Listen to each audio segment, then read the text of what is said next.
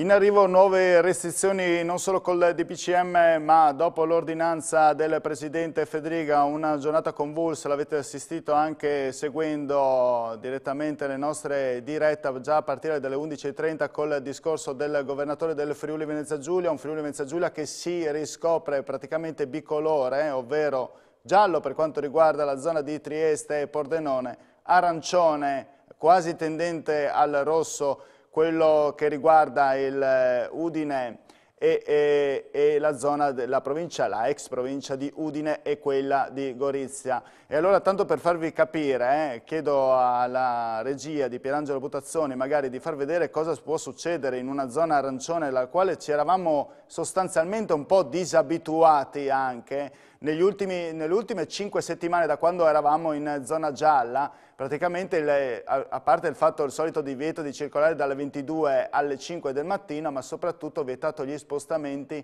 in entrata e in uscita da un comune all'altro, e poi la chiusura di bar e ristoranti 7 giorni su 7 con l'asporto consentito fino alle ore 22, ma altra novità importante in questo caso sono le scuole, la didattica a distanza che non è solo per le scuole superiori ma riguarda anche le scuole medie. Questa è la grande novità, per quello parliamo di una zona arancione rafforzata. Invece sono salve le attività nelle scuole elementari e medie. Di questo ed altro parleremo nella puntata di oggi di Screenshot, a cominciare da William Pezzetta, segretario regionale della CGIL, che vediamo in collegamento. Buonasera.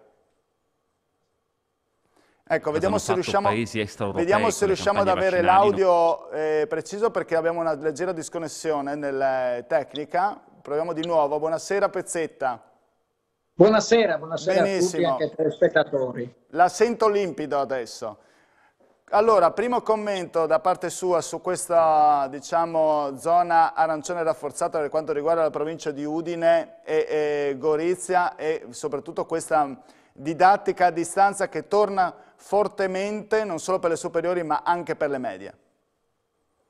Beh, noi abbiamo ascoltato ieri il Presidente Fedriga come organizzazioni sindacali, il quale ci ha motivato questa scelta qua, legata al fatto che nell'ultima settimana c'era già un crescendo negli ultimi tempi, ma l'ultima settimana c'è stata proprio un aumento esponenziale dei casi di Covid, ma anche di ricoveri ospedalieri, soprattutto nelle province di Udine e di Gorizia, e che onde impedire ovviamente una situazione ancora peggiore, visto che il picco è previsto nel mese di marzo, metteva mano a una serie ovviamente di ulteriori restrizioni, che sono quelle che sono appena state dette. È chiaro che il tema è il colpo per l'economia, poi premesso che la salute viene prima di tutto ed è il tema centrale. Oggi come oggi il distanziamento rimane l'unica arma in attesa poi di un piano vaccinale che riesca a vaccinare gran parte della popolazione. Chiaramente è un sacrificio, una mazzata soprattutto per alcuni settori, penso al commercio, penso al turismo, che sono martoriati. Sulla scuola no, il tema è chiaramente la didattica a distanza. Non è il massimo, ma d'altronde ovviamente qualche scelta bisogna anche fare. Il tema è non lasciare questi bambini e questi ragazzi a casa, anche perché parliamo di scuole medie, quindi ragazzi anche dagli 11 anni ai 14 anni, quindi congedi parentali da una parte, Pezzetta, dall'altra parte anche dare ristori a queste categorie che sono ulteriormente penalizzate, torniamo a dire, bar e ristoranti soprattutto. Beh, certo, noi abbiamo da una parte ovviamente evidenziato la necessità di attingere a congedi parentali, e mi auguro che anche il governo recepisca questo, perché chiaramente quando hai i ragazzi a casa il tema si pone per un genitore, e poi c'è tutto il tema di sostenere l'economia. Io mi auguro che gli ammortizzatori sociali vengano prorogati, perché sennò ci sarebbe un massacro di sangue dal punto di vista di posti di lavoro. Qua si sta ragionando di circa 15.000 posti a rischio, questo per dare un'idea, e soprattutto a rischio sono il posto soprattutto delle donne, e soprattutto nei settori ovviamente più deboli, più poveri, per cui siamo davanti a un tema veramente complicatissimo. Non a caso noi abbiamo anche sollecitato la Regione a un incontro per affrontare questi temi qua e non gestire crisi per crisi. Senta Pezzetta, una delle novità, quelle di Draghi, è quella del decreto sostegno, è quella di bloccare i licenziamenti fino a giugno, quindi erano a marzo, adesso a giugno, e poi la cassa integrazione per 12 mesi, quindi fino a fine anno. Si aspettava questi provvedimenti di Draghi, che magari non sono tanto dissimili da quelli di Conte? Ma io credo che, insomma, noi qua c'è il vizio italiano, no? Sempre di innalzare, di creare degli eroi e poi magari un minuto dopo distruggerli. Io credo che, insomma, le scelte siano in qualche maniera dovute, c'è poco spazio alla fantasia, distanziamento, cercare di usare i criteri che il più possibile evitino di penalizzare il commercio. Per cui era difficile ipotizzare strade tanto diverse. Rimane il fatto che finché non c'è un piano vaccinale, come dicevo, che in qualche maniera, che è l'unica soluzione che abbiamo per provare a ripartire con maggior sicurezza, l'unico elemento rimane il distanziamento e lockdown.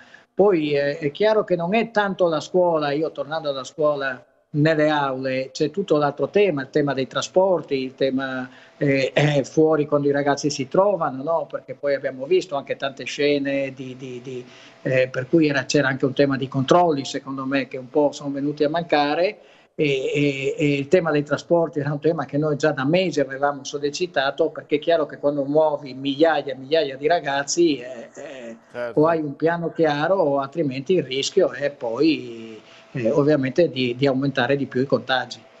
Grazie Pezzetta per questo suo intervento, grazie perché ci ha aperto un po' le dinamiche dalla Grazie scuola alla e questione economica, grazie.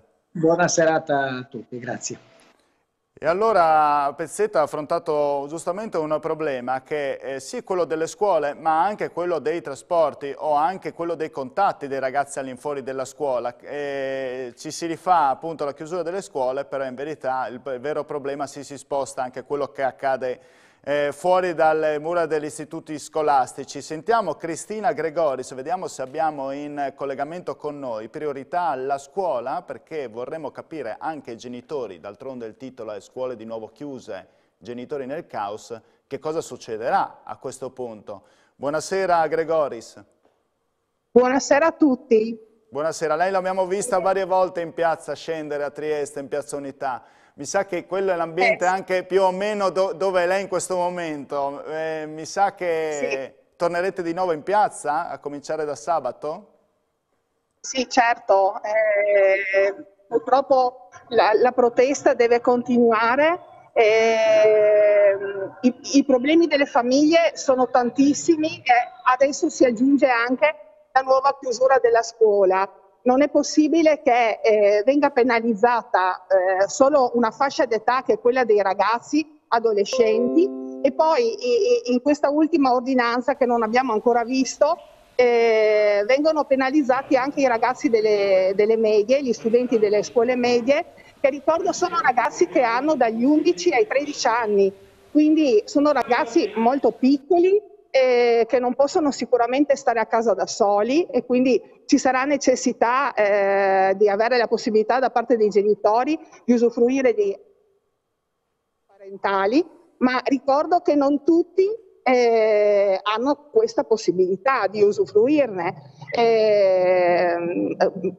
e quindi i problemi, abbiamo visto che cosa è successo a Gradisca la scorsa settimana, quando 500 ragazzi bambini sono rimasti a casa. Questo è lo scenario che ci aspettiamo in regione per le prossime settimane. Quello che non si capisce è perché si è deciso su una chiusura su tutto il territorio regionale, quando il DPCM specifica che le chiusure dovrebbero essere fatte a territori. E quello che non si capisce anche è che per risolvere i problemi della sanità, della salute, dei trasporti, delle case di riposo, dell'alta tutti i problemi vengono risolti solo con uno strumento, che è quello di chiudere le scuole. Ora ci chiediamo, dopo 12 mesi, come mai non abbiamo alternative a questo strumento. Senta Gregoris, le chiedo veramente in increduli. questi ultimi 30 secondi che ci separano dalla pubblicità, le chiedo a questo punto se lei ha detto la protesta continuerà, ma in che forma? È vero che durerà 15 giorni questa didattica a distanza, ma anche se non si sa se potrebbe anche essere prorogata, non è che ci saranno altri ricorsi al TAR come abbiamo già visto? Ricorsi ce ne saranno sicuro, gli avvocati sono già al lavoro e quindi vedremo come muoverci. Va bene, ok, grazie, io la ringrazio per questo suo intervento. Immagino a questo punto che però ci Grazie saranno, a voi. oltre ai ricorsi ci saranno anche le proteste. Sabato? Certo, sabato in piazza, ogni sabato mattina siamo in piazza già da settembre. Va bene. E quindi continuiamo, perché in realtà dovevamo parlare di altro, dovevamo parlare di come spendere i soldi del Recovery Fund, e quindi le problematiche intorno alla scuola sono tantissime e sono altre. Purtroppo siamo ancora qua a chiedere l'apertura. È veramente una cosa da non credere. Certo, un tira e molla. Grazie Gregoris per questo suo intervento, in bocca al lupo, Grazie a buona voi, serata. grazie a voi. Pubblicità.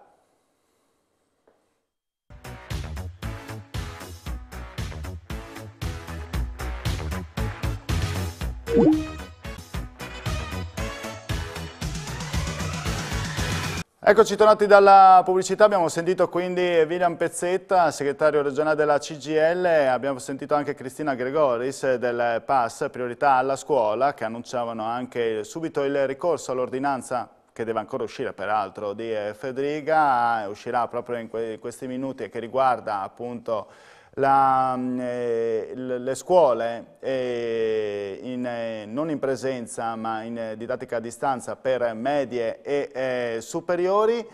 Andiamo invece a sentire il commento intervistato da Daniele Micheluz della Tassan Viol, che è, lo ricordiamo, la Presidente dell'Associazione Nazionale del Presidi del Friuli Venezia Giulia, che parla anche delle scuole elementari. Sentiamo.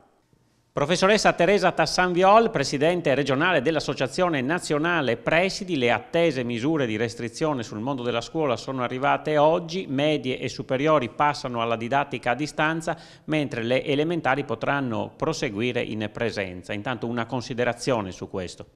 Ma come diceva lei, la misura che sarà oggetto dell'ordinanza era prevedibile, nel senso che era stata anticipata nella giornata di ieri, quindi insomma non giungiamo impreparati di fronte a questa comunicazione. Notiamo che però i diversi territori della regione sono, diciamo, colorati in modo diverso, no? Quindi una misura restrittiva sulla scuola come quella che è stata presa in considerazione trova, diciamo, una diretta coerenza e conseguenza nelle zone tipo Udine e Gorizia, che naturalmente sono anche i territori dove l'indice di contagio è molto preoccupante, e quindi trova, diciamo, una diretta corrispondenza. Si chiudono le scuole e si chiedono anche sacrifici in altri settori. La misura invece è la stessa misura presa anche per esempio a Pordenone, dove l'indice di contagio in realtà è molto inferiore rispetto agli altri territori. Supponiamo che sia una misura preventiva, che ha questo obiettivo di prevenire ulteriori zone di preoccupazione. La viviamo in questo modo. Nello stesso tempo auspichiamo ovviamente che i sacrifici che vengono chiesti alla scuola ancora una volta siano seguiti, diciamo così, da comportamenti coerenti, responsabili, corretti, anche fuori dalla scuola, in tutti gli altri ambienti che vediamo invece in questi giorni, ecco, diciamo così, non sempre rispettosi. altrimenti anche l'efficacia del provvedimento rischia di non essere quella attesa. Quindi la scuola si troverà sicuramente impegnata, come sempre, a dare il massimo del proprio servizio, del proprio impegno, mettere i ragazzi nelle condizioni di seguire al meglio, pur in questa condizione che naturalmente sappiamo essere molto, molto limitativa, diciamo, soprattutto in ordine non tanto agli apprendimenti quanto alla socialità dei ragazzi.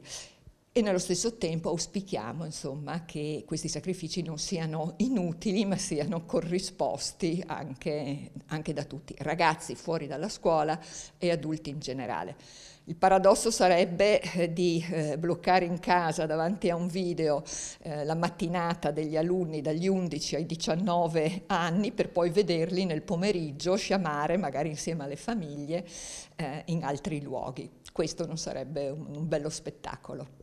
La scuola primaria invece potrà continuare in presenza, ecco, e quindi forse questo, più sul versante famiglie, forse è un sospiro di sollievo. Sì, sappiamo che naturalmente più sono piccoli i bambini, più hanno bisogno dell'accompagnamento di un adulto e quindi insomma, per le famiglie sicuramente la possibilità di mandare i figli più piccoli a scuola costituisce senza dubbio un vantaggio da questo punto di vista. Anche la didattica a distanza, diciamo, è più semplice con i ragazzi più grandi piuttosto che con bambini molto, molto piccoli che non si possono piazzare davanti ad un computer per troppo tempo. Questi continui cambi di rotta però influiscono inevitabilmente anche sul lavoro dei dirigenti scolastici, che sono obbligati a confrontarsi di nuovo, a inventarsi tante soluzioni e a vedere anche i loro insegnanti, insomma, costretti a passare da un modo all'altro di insegnare. Sì, credo che nell'anno che abbiamo alle spalle abbiamo dimostrato come dirigenti, ma con tutto il mondo della scuola, insomma tutto il personale della scuola, delle doti di flessibilità, di disponibilità e anche di generosità, anche di competenza veramente significative che sicuramente spero siano apprezzate, insomma, non solo dal mondo della scuola ma anche fuori. È stato fatto un gran lavoro, bisogna dire che la scuola ha anche imparato da questa esperienza, quindi la metterà a frutto anche in seguito, però lo sforzo è stato grande e qualche volta lo stress conseguente è anche molto elevato. Altro tema di oggi, la questione invece, voltiamo decisamente pagina, delle sequestri, oltre 2 milioni di mascherine non conformi e difettose destinate al personale sanitario del Friuli Venezia Giulia da parte delle Fiamme Gialle isontine. Erano state acquistate dalla struttura del commissario straordinario per l'emergenza Covid-19 e appunto da questo Zelo friulano l'indagine sulle mascherine è destinata poi a ricadere a cascata su tutto il territorio nazionale. L'ARCS del Friuli Venezia Giulia, appena avuto le prime avvisaglie di mascherine in circolazione con caratteristiche non congrue, si è immediatamente attivata, mettendole da parte e quindi a disposizione dell'autorità giudiziaria. Vediamo il servizio. Queste mascherine fanno parte della partita sequestrata oggi dalla Guardia di Finanza e nelle aziende sanitarie del Friuli Venezia Giulia. Queste mascherine le ha mostrate a noi e dopo dovranno essere restituite, dottor Andrea. Certo, questo è uno dei 9 lotti che la Guardia di Finanza oggi ha sequestrato e domani le riporto in magazzino in quanto sono oggetto di sequestro. Tutte le DPI arrivano dal commissario straordinario nazionale e sono validate dal comitato tecnico scientifico. Noi verifichiamo che questi passaggi formali siano stati eseguiti. Questo è il portale di Invitalia e nella schermata validazione prodotti, entrando in questa schermata si trovano i singoli prodotti con la validazione da parte del Comitato Tecnico Scientifico Nazionale. Una volta che abbiamo verificato questo passaggio, mettiamo i prodotti in distribuzione. Che cos'è che vi ha messo in allarme? I risultati di praticamente degli studi, delle analisi effettuate in Piemonte su una partita di mascherine? Ma no, è accaduto che in una trasmissione a livello nazionale sia stata tracciata una mascherina individuata come non rispondente rispetto alle dichiarazioni, diciamo, di efficacia. Su questa base, a titolo puramente prudenziale, abbiamo effettuato un ritiro del materiale che era rimasto nel nostro sistema, che era ormai pochi pezzi perché era una partita del maggio del 2020. Questo evento ha suscitato molta ridondanza mediatica. Diciamo probabilmente era un sistema già in profonda allarme, e questa nostra azione ha evidenziato un tema che era lì per scoppiare. Ecco, praticamente dal Friuli molto probabilmente ci saranno interventi su tutto il territorio nazionale a cascata.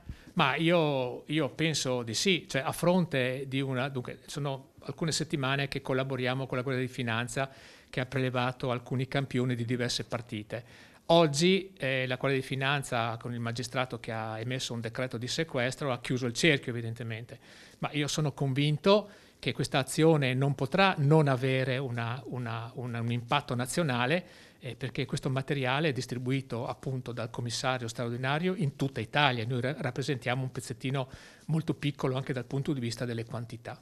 Ecco, e tra l'altro proprio fra le mascherine che sono state distribuite anche in passato, voi avete pensato bene di tenere dei campioni, quelli che sono quelli che avete messo a disposizione appunto. Sì, a titolo prudenziale, fin da marzo dell'anno scorso, ogni partita che arrivava dal commissario nazionale, noi la etichettavamo con un numero di codice interno e tenevamo un campione agli atti, perché nella vita non si sa mai. Senta, un'altra particolarità delle mascherine, abbiamo visto che i numeri, no? Le sigle riportate sono leggermente diverse, no? Fra le mascherine. Sì, ad una analisi più attenta, cosa difficile da fare scatola per scatola quando ne arrivano decine di migliaia, si può notare che la scritta KN95 è diversa nei pezzi pur contenute nella stessa confezione. Quindi una qualche problema di sicuro c'è. Ecco, e tra l'altro diciamo anche che le mascherine arrivano in cartoni come quelli che vediamo lassù, arrivano... Essendo una fornitura nazionale da parte del commissario nazionale, vengono in cartoni che sono etichettati, per sia del consiglio, forniture, eccetera. Per noi sono a costo zero. Quindi non abbiamo nemmeno documentazione riferita ai canali di acquisto, la fornitura arriva dal commissario nazionale e non abbiamo idea, diciamo, di come questi approvvigionamenti siano arrivati a livello sul nostro territorio. Ecco, considerazioni di tutta la vicenda come direttore sanitario appunto di ARCS. Ma evidentemente il tema è rilevante e preoccupante.